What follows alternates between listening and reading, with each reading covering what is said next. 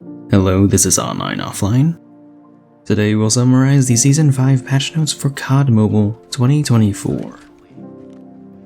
First off, the MG42 is getting nerfed, and we all saw this one coming. It made no sense for a general-purpose machine gun to be among the most nimble of LMGs. Now it will be tied with the chopper. It's also getting an impact nerf, which makes it more challengeable from a distance. The swap times will take longer and is only surpassed by the PKM. On top of that, the MG42's bloom will suffer if you use a muzzle or barrel that increases its fire rate.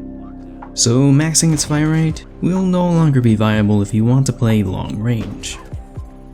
The Tundra will now have the slowest base ADS speed of all snipers, but much like its previous nerf to its breath hold, it's not much.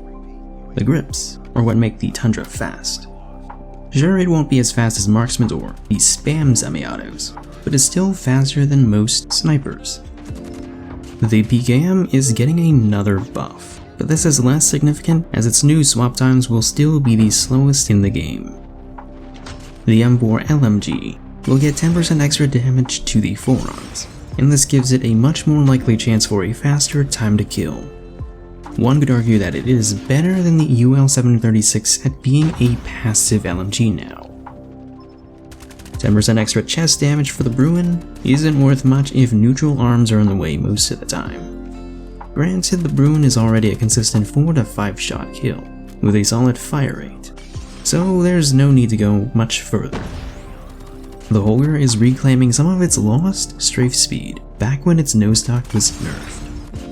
You will have the fastest base LMG strafe speed, and both of its box mags will offer an additional strafe boost on top of whatever movement boost they already come with.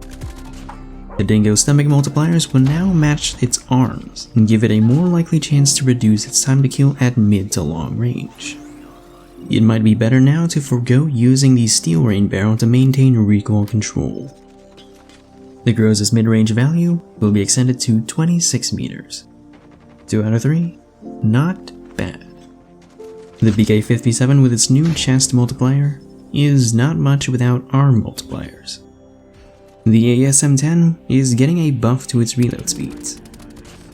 Instead of having a sprint out time similar to a standard LMG or shotgun, the HBR-A3 will now be average for an AR. For the last of the weapons, the M13 will have a bullet speed equal to heavier ARs, like the Man of War, ASM, EM2, and DRH, despite having the second fastest automatic fire rate amongst ARs. Moving on to operator skills.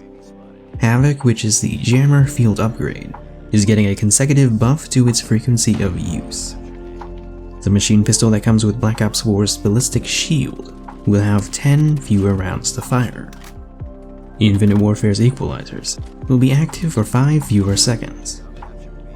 For streaks, the SAM turret will be slightly cheaper, and the Cluster Strike slightly more expensive. And lastly, the equipment. Trip sensors will last 5 fewer seconds. Molotovs will stop burning 1 second sooner. Concussions will have a 1.78 times larger area of effect, which could be annoying.